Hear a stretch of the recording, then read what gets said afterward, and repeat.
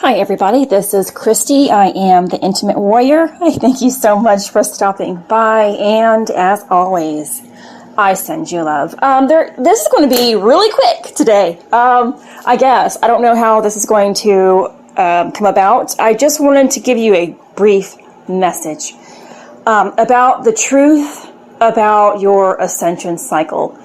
And it's something that I get, we kind of think about, but we really don't think about it, or we really don't understand it. And if I sound a little bit different today, I am just using my cell phone today with my phone to my mouth. I don't know how loud this is, or how muffled it is, or how clear it is. I'm in the kitchen getting ready for getting some dinner started already, and it's still not noon yet, but I wanted to make sure that I had my supper going today just to have it all done and give me a little bit more freedom for this afternoon. Oh man, your ascension cycle requires self-realization. And the truth of the matter is here. The truth of your life. You are choosing your life right now, whether it is good or bad, whether you don't understand anything that you're going through or that you do.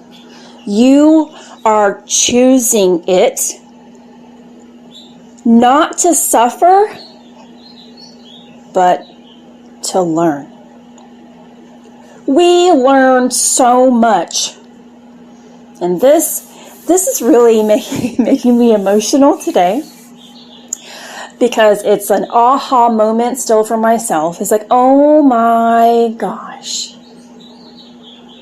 we choose it. And this is something that I have even mentioned in a lot of my light sessions to the clients that I am working with, is that you choose it.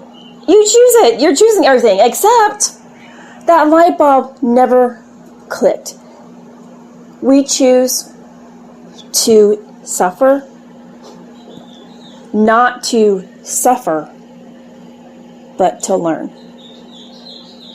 Because the greatest lessons are learned in our suffering. Because life develops within the darkness. Isn't that what we have been taught here through our, hopefully in your ascension cycle, is that the womb is dark. Just like me being a female who was able to give birth once, my child developed within my tummy in complete darkness. Life develops in darkness. I think it's so beautiful. So beautiful. Except, you see, when we take this knowledge, though, like, when we take it and decide to use it incorrectly, of course, we create the descent. When you are still so stubborn that you do not want to learn, even that, I took 4 years to learn just this one lesson about why I chose not to exercise. That's just one lesson that I chose to create a suffering in. I wanted my body to go through this type of limitation again. Although I spent 15, 16 years after my auto accident going through depression, all this chronic physical pain, that wasn't an awareness of anything back then. I was completely in the dark. It was still by my choice. I still wanted to suffer. There were still times in my period where I wanted to create change.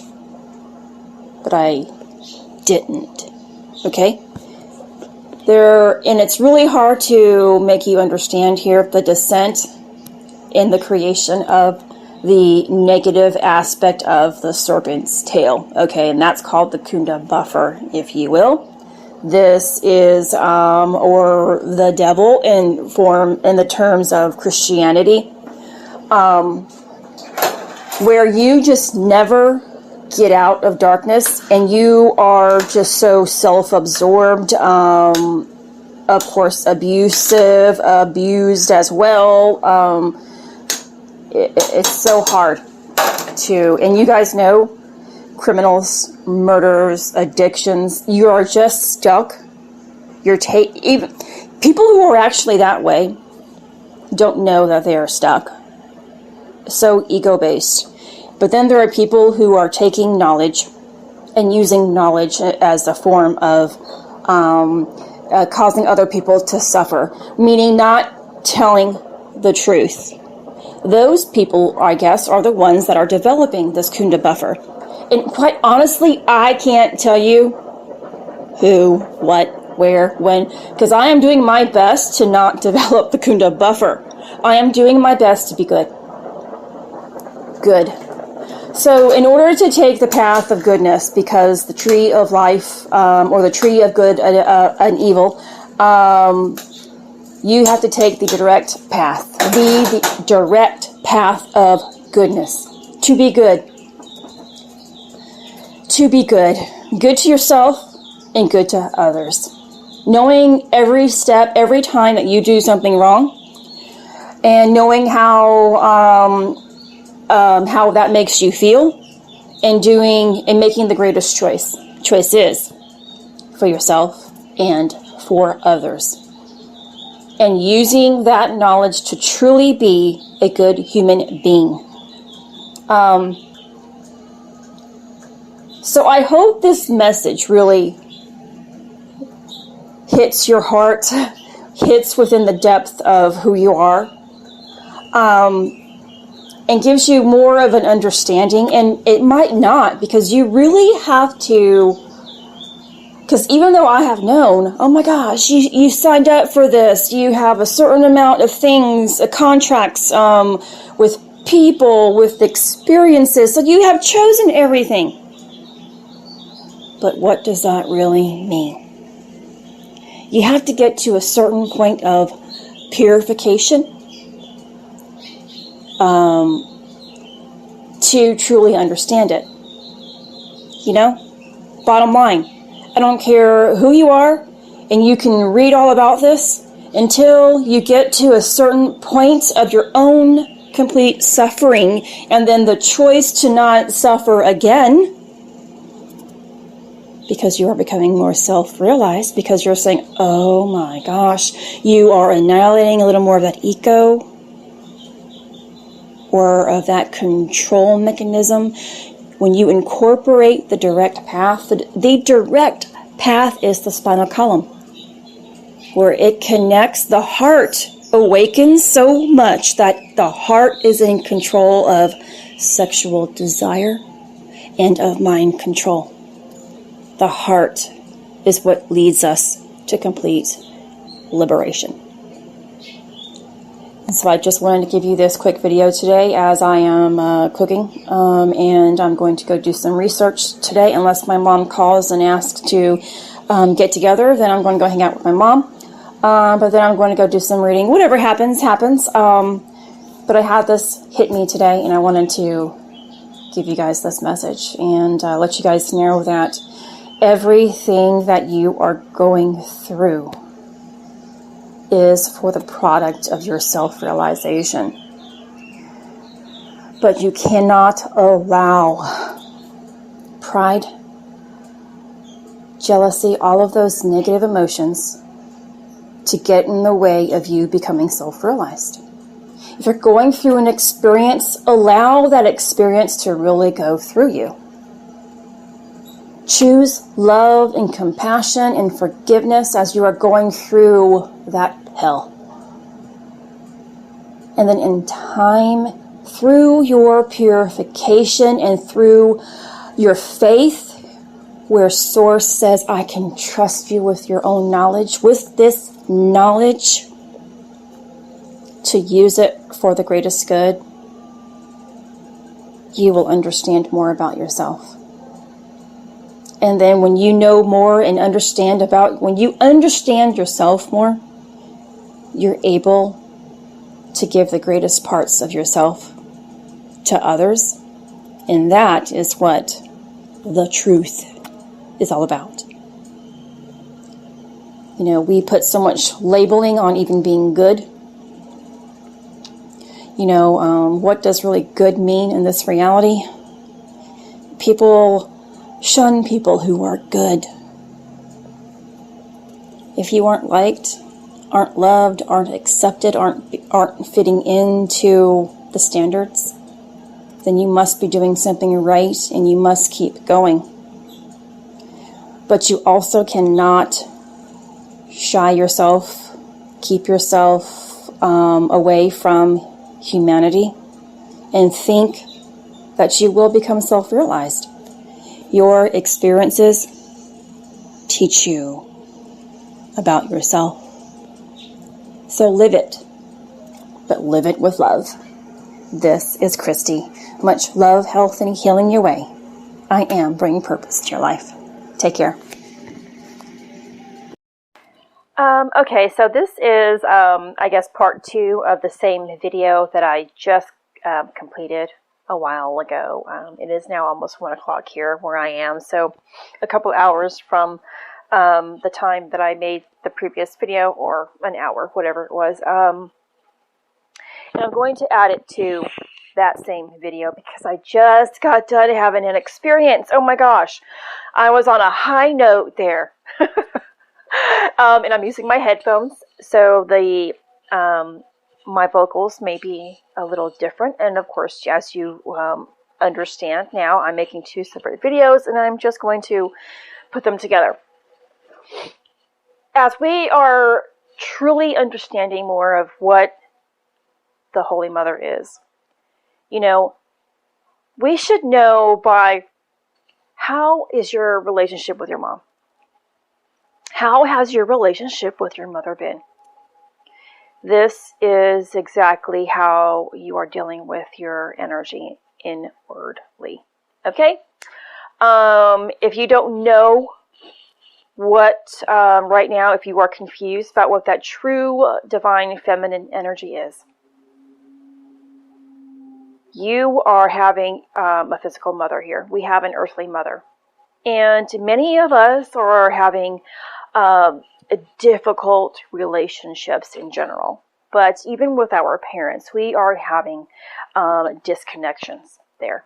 A lot of the children, or even parents, decide to emancipate themselves from family members because of abuse, whatever reasons are there. Then we don't really understand our own internal suffering. The divine feminine is, again, that sexual energy. And we tend to use the sexual energy because of course, you hear that word sex in sexual. And we tend to be either very promiscuous. And sex is not the sin, okay? It's using sexual energy improperly. When we are using the divine feminine and Holy Mother energy, that divine motherly nurturing energy incorrectly, and this goes for the divine masculine as well, but the sexual energy, it's just like in the Bible. Eve was the one who fell first, decided to do something first. Now, you can see it as, oh my gosh, she committed a major sin by eating the apple. When we eat that apple, we are taking that, which is the seed, we're taking that, the seed that has been planted within the womb of the mother and destroying it so that it does not develop life. Wow. And that just kind of came to me as I'm making this video. So a deeper realization of what it truly means.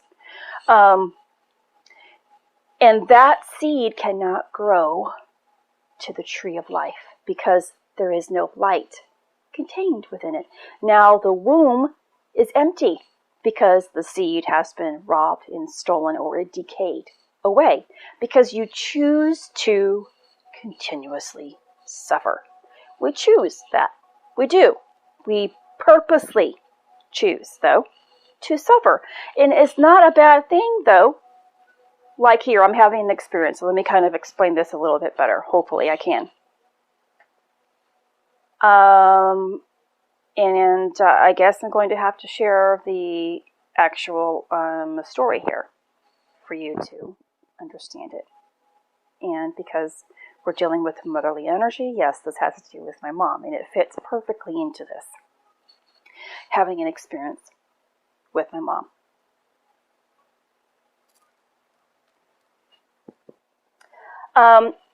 So my husband and I, I guess if you have followed me for some time, you know that my mother-in-law passed away at the beginning of this year. So, we as a family have gone through a lot, and we're not the exception to the rule. Okay, everybody goes through something and are going through something. That's a given. We have to have our experiences in life, right? And my husband and I are trying to now here at summertime and towards, the middle or end, whatever. September is going to be beginning of fall.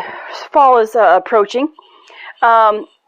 We are trying to go to the beach for a vacation here for a week. And we're supposed to go Sunday.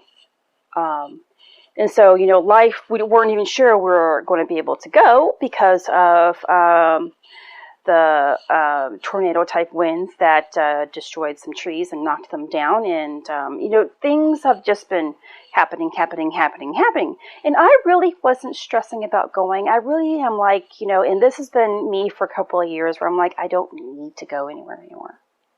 I am so at peace in my surroundings. Because when we first began going, and we tried to go in the beginning when we began, and that was the first time we went to the beach, making it a tradition was for my 40th birthday, and then we tried to go for our anniversary, and then my husband's birthday and anniversary, at least twice a year. But when we first began going, we went that one year, and then we went, I think, 3 other times. So we were very fortunate then to be able to go because, I didn't have my granddaughter then, or we didn't have our granddaughter then, and Barb wasn't doing that bad, and Pop was still healthy enough, and friends were still coming around to help a lot. And, of course, life began to happen, and as life happens, people begin to pass away. Life gets a little more difficult and more challenging, more busy, or full. I like to use that term, full now, or word full. So every single last year, we rarely went. I think we went once last year or something like that. I can't really remember. But I had to go in the beginning. I really loved going, and it was my escape from reality. Many times we take vacations because we're trying to relax and escape the reality that we have because it's so stressful, or we just don't like it. We're trying to get away from the people or jobs, whatever it is. And that's how I used to be for about a couple of years into our commitment to finding time for each other. And I used to remember coming on our way back from the beach, I used to be like, oh God, we're going home. And the stress instantly from that moment that we would wake up from the day of our departure, stress and anxiety and anger would already develop. And we haven't even got home yet. And the ride home was miserable. I could feel the change in energy between my husband and I, as if, oh my gosh, I hate our lives and therefore I hate you. The energy was just so terrible. I realized even after when I really began to conquer my demons, and I guess it's been 2 years now, maybe 3, I don't recall, where I defeated my fear of drowning and I swam in the ocean. That, I knew I had to go back to the beach then. I really didn't want to. I didn't have a need to. I felt comfortable with being at home. And I was like, well, if we go, we go. But if we stay, I'm really, really happy with being here and doing things here and having all of this craziness, whatever. But I knew I had to go to the beach to conquer that fear. And so I did. But, anyway, now that I'm rambling on, if we went to the beach this year, fine, it happened. I would go and support my husband who really wants to relax and decompress, get away. But I called my mom today because this week she's also off on vacation. And the thing about this is that I wanted to go to the beach with my mom. And so I really tried to convince my husband to, in the beginning, I didn't convince him. I was just wondering when. I was hoping that he and I would go next week, of the 28th or something, because my mom was planning on taking her vacation this time. And we wanted to go to the beach as well. Or she has expressed that, and she expresses that every year, but has not committed to it. And so I asked her again a couple of months ago, whenever it was, and she started talking about her vacation. I'm like, well, do you want to go to the beach? If you want to go to the beach, you need to let me know, commit to it, and we need to get the hotel, reserve the room, all that stuff that you need in order to prepare for the trip. Well, she just couldn't. And so I put it in the back of my mind and forgot about it. And Joe decided, well, we're going to go this week. It's like, well, my mom's on vacation, so I know she's going to get mad if we're going during this time. And anyway, so I asked her last week because my son's going to be in a bind if we go on vacation and watching Sky, because he's going to be out of town a lot. And I guess I probably shouldn't have mentioned all of that. But anyway, I asked my mom if she could do it. And I was like, if you can't, because my husband and I were completely fine. If it boiled down to it that we couldn't go because Sky needed us to be here for her, then of course we're going to choose to be here for Sky and my son. But I went ahead. Well, I know, Mom, if you're off on vacation because you have not committed to going to the beach, because the first thing that she would say is, is the hotel clean? I want to go, but is the hotel clean? I had allergy problems last time. So, she has more fear or more reservations about going. But when I asked her, I had already seen the reservation in her. She, tightened up. I saw the anger and disappointment, or anger in her face, or jealousy, whatever it is that she was feeling. But her face just kind of dropped, completely changed. And I was like, and I hurried up after asking her, can you watch Sky if Joe and I go on vacation that week? But if not, it's completely fine. Joe and I are completely fine with not going, because we just don't want, somebody else other than family watching her overnight, especially. We'll just go ahead and reschedule it. But, of course, this week coming is one of the greatest, was turning out to be our only opportunity, really. And so I just kept feeding, and reassuring her, and well, it's like, Mom, you also have been saying you wanted to spend more time with Sky, so this is a great time for you to do that. So anyway, she said yes. And I called her today, and some things have been happening, and we had to, of course, put out some cash for the tree removal here, and so we're like, well, we have to wait and see. We're going to decide by tomorrow, Thursday night, to see if we can go, if everything is still in our favor to go, and if not, then we're not going to go. And so my mom goes, well, yeah, because work told me that I might not be able to take my vacation because somebody has passed away. Here's the thing. Of course, I have compassion for those for whoever has lost a loved one. I totally get that. I went with my mother and my son, Sky, and Sky's mom. We had planned a little family trip because we knew that my husband and Pop couldn't go. Pop just doesn't care for any of that, and that's my husband's dad. And so my husband had to stay here to watch Pop for a few days, and we decided to go to the beach for, 3 days? It was mostly a 1 day driving, 1 day there, and the next day driving. So crazy, but we all had planned, committed to it. I got a little house to go to North Carolina and spend the weekend there. Well, a few days before, my mom had to cancel because work.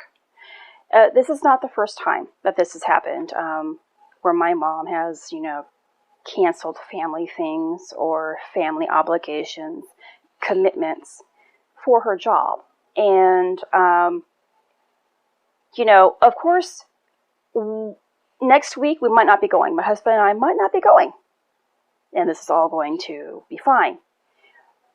The point of it all is that my mom, and this is what I'm dealing with, can't be there for us. She's not there in times of need.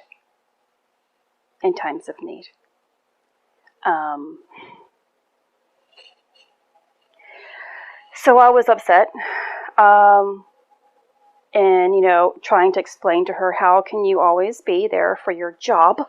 It's not like she's a surgeon, and if one surgeon is out, this one has to come in. She has to come in and complete a surgery for a life, She works in retail, and she also says that, I need to have some rest. So she didn't want to really watch my granddaughter because she wanted rest. And I'm not trying to beat up my mom. I love her to death. I'm just trying to make you understand. And I'm not putting any of this on my mom. What I'm going through is about me right now. But for you to understand my perspective, I'm filling you in on the details, okay? So, that's my perspective. It's, you're more committed to work, and this is her choice to do something, okay? And so now I'm just going to leave it at that. She's choosing work over instead of saying, hey, you know what, I really am so sorry that this person is going to be out for family issues, but I've already had my vacation planned for 3 months, and now I have a family commitment. I can't do it. So she's already lost one vacation time previously with us 3 months ago, and now it's happening again. And this is, again, not the first time. So, but again, that's my mom's choice to do that. I was having the issue of, where are you? Where are you for your family? How can you not decide to be there for your family? But for a job that you're always talking bad about, and you're always saying that you're worked to the bone. Okay, so those are my thoughts. My thoughts are getting me really, really angry. Really angry. I was at peace yesterday.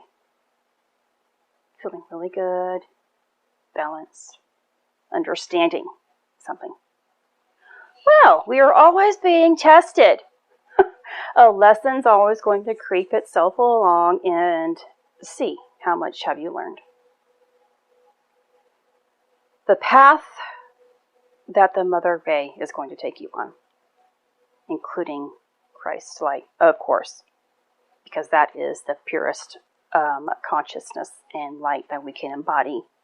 We cannot even get towards the Mother until we understand what Christ's light is. We will not get towards the Father until we reunite with our Mother. All of those are necessary. If I had fed into this anger, and this just took place like 20 minutes ago, I had to remind myself to consciously breathe. Who was telling me to consciously breathe here? My mother. For myself as a mom, and I'm not bashing my mom, and her choices in our lives, in her children's lives. But me as a mother, I have taken my love and become very overprotective of my son in his upbringing. I know that, and I know it. My love was overpossessive. Okay, that was not love. I used my sexual energy incorrectly, and it caused harm to myself and also to my son. And now, of course, my son's path is to learn about what he picked up, what he learned, and to remove trauma. So had I kept feeding into anger, anger is a negative aspect of the fire within the heart. I still, even though I've gone through this stuff that I just spoke to you about in my previous videos of this heart expansion, I still can be tempted to fall negatively, where I go into the abyss or go back into hell. Do you see? Now, someone commented, Griffin commented, and I asked Griffin here, and I'm sorry if you don't like me putting your name in my video. I do apologize if that does offend you. Asked or commented, I have fallen, and I asked for clarity in what that fallen meant. And even in the beginning of this video that I am going to edit into this one, where I was really excited about you learning, falling or struggling is a form of falling. But there is a level to the fall. Even if we, those who are falling don't know they are falling, always feeding into anger, bitterness, regret, jealousy, anything that is negative in emotion, and allowing the mind to control it, they fall into the negative aspect of what that sexual energy is. They become more bitter, more darkened, full of hatred, just dark. That is a different type of fall that I am talking about, or suffering that I am talking about. Suffering that is learned from. That when you can still choose to be good, to become purified, you will rise. Okay, you will still rise. If you are still choosing love, and still choosing forgiveness, still choosing faith, and still choosing to ascend, you're choosing. I could still have, it's only been, 25 minutes now since that conversation with my mom. I could still be mad for 30 minutes here. I could still be mad for an hour, a day, 2 days, 3 days, a week, and I could separate from my mom for a lengthy period of time. But if one day I decide to think consciously about my own reaction and my own pain and bitterness, and understanding the emotion, the negative emotions I was feeling, and decided to clear that out, I could still ascend. The energy of the Holy Mother is the energy that's going to still, that allows us to, of course, ascend. The stabilization of the heart. I caught myself as I was walking my son's dog after this happened with my mom. I took the dog for a walk, And I was very aggressive in that walk. Not too aggressive, but every now and then I got, aggressive in my stature. I saw that.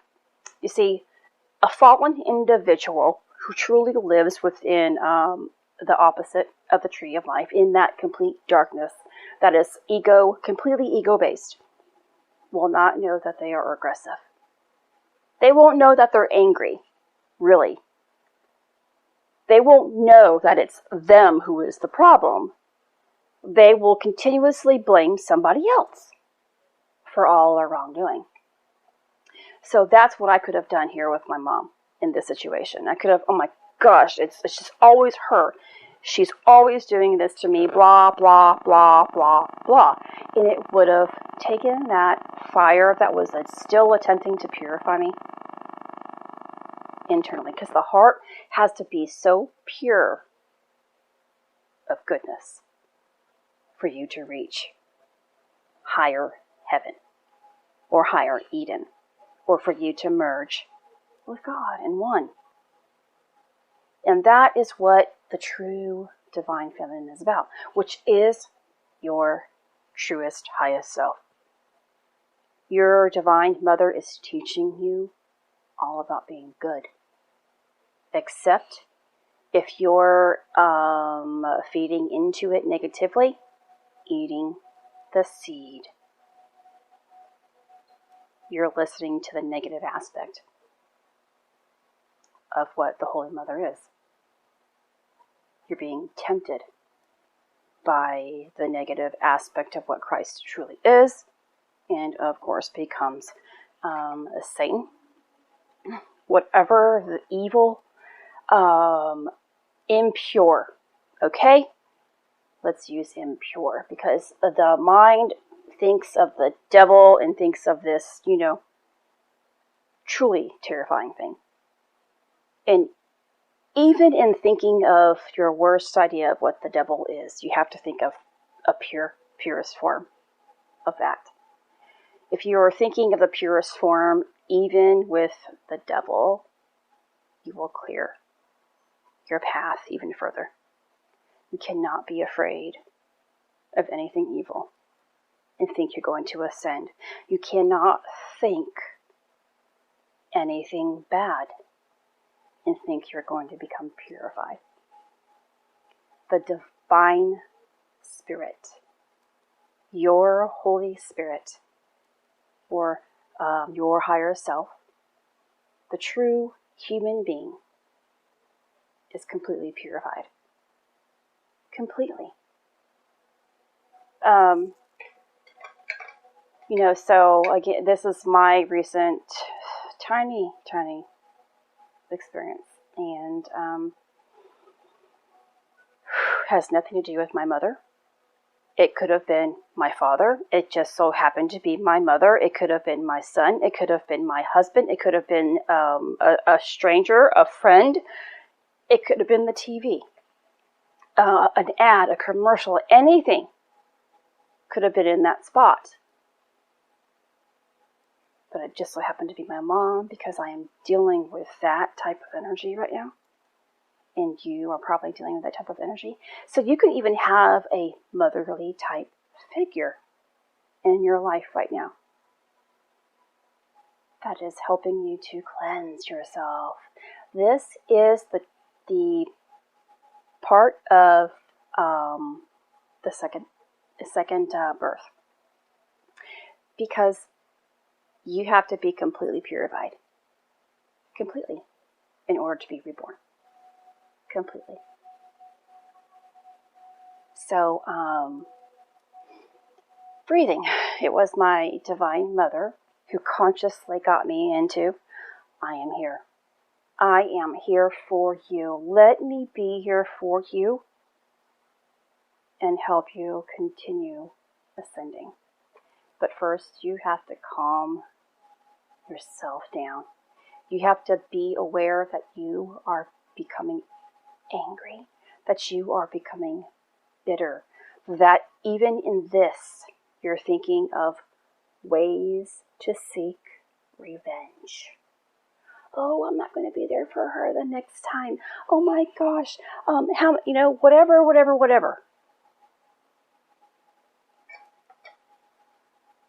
Your mother wants you to be good. I want my son to have the greatest life. And I'm trying to teach him to let things go. I'm trying to teach him that anger does not does not make the matters better. It only makes them worse. And it may not seem right in this reality for people to let it go. Because we all have been taught that, oh my gosh, if you've done this to me, you're going to get this. Well, remember, that's called karma. And even in you thinking, I'm going to do this back to them, I'm not going to be there for them, that is karma that's going to come back and bite you in the rear hard. To be on the good path is to always choose the greatest outcome. One, of course, is forgiveness. Two is still being there for somebody, because that is what love really is. I will be there for you no matter what is at stake. I will be there for you. Do you see how this has made me feel? And here comes more pain in my heart, sadness, disappointment, I guess, here, of not feeling that my mom will be there for me at all costs. She'll be there for the people who she is always talking about is wearing her down. Her job. Over family. You see, that is hurting me right now, thinking about it. I want to cry, and now I'm getting angry again.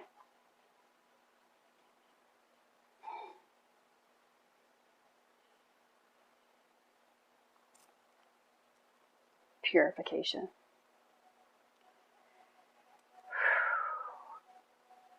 It's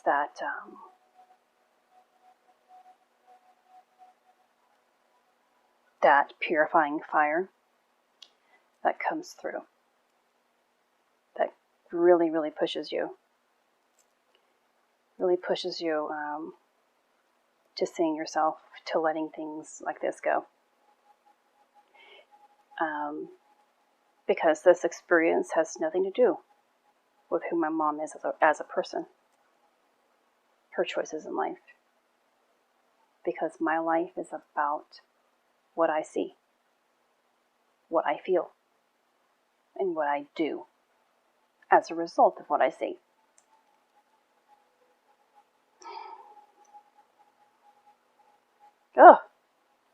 And so I wanted to add that to my video.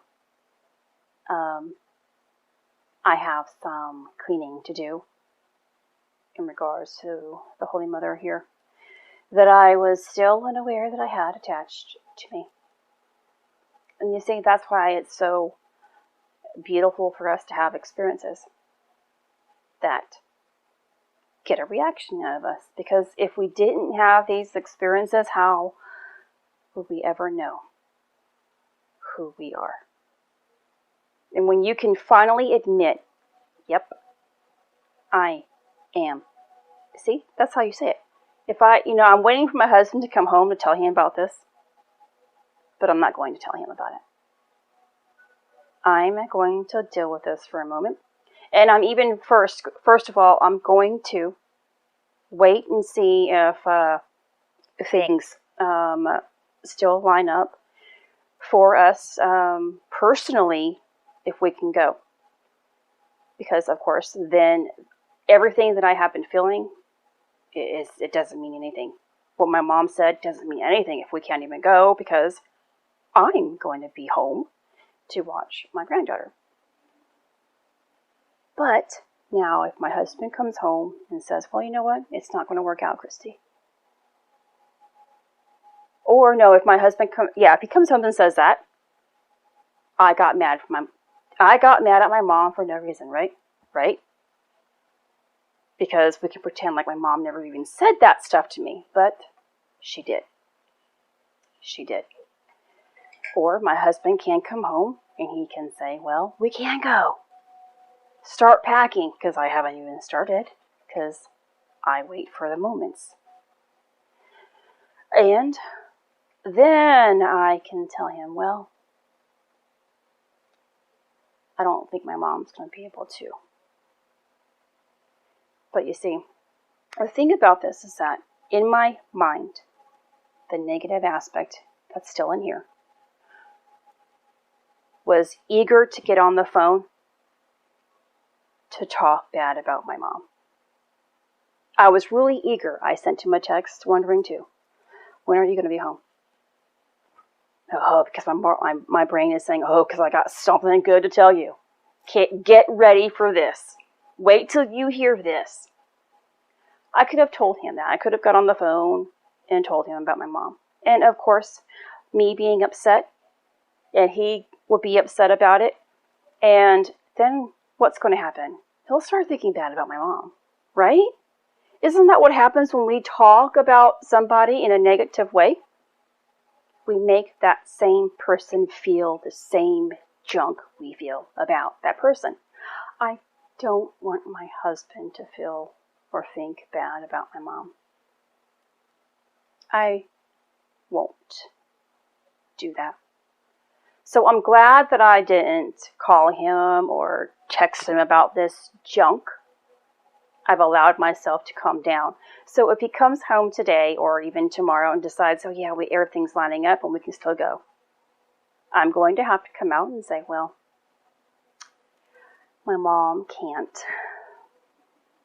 She can't watch Sky next week. We're still going to have to reschedule it for whenever or not go, period. Because this turned out to be our greatest opportunity this week. Because we thought, of course, my mom was going to be off to watch Sky, because I do watch her consistently, as best as I can. But what am I going to tell him? What am I going to tell him? I'm going to tell him, work called her in. And I'm going to push pause here. I got a message from a friend who is having surgery, so hold on a second. Hopefully I won't lose my spot. Okay, so I have forgotten what I was talking about. So I don't know, let's see. Let me just continue on, but every time we feel angered about a situation or especially a person, we gossip about how that person is, and we transfer that, how we are feeling, to somebody else. That's the transfer of pain. But when we are truly listening internally to that sexual energy and using it for good, then we are choosing love. And we stop, oh yes, and I remembered, and we stop to think about what our own thoughts and our own emotions are going to cause afterwards. Okay? And we stop our own negative buildup of karma, or our own negative buildup, or our own negative struggling. Okay? We stop suffering. It's only until we finally learn who we are, that we understand that who we are is causing our own experiences, and this is what I'm going to probably add another video. When we are suffering, we cause more suffering in others and our reality. And we are continuously building up on that debt. And until we are finally cleansed, purified, and receive the holy baptisms, and are baptized with water, fire, and spirit, then we can become resurrected. Woo-wee. Wow. So I've got a lot of realizations here for myself, and I hope, again, my stories help you in your life to become a better person. This is Christy. Much love, health, and healing your way. I am bringing purpose to your life. Take care.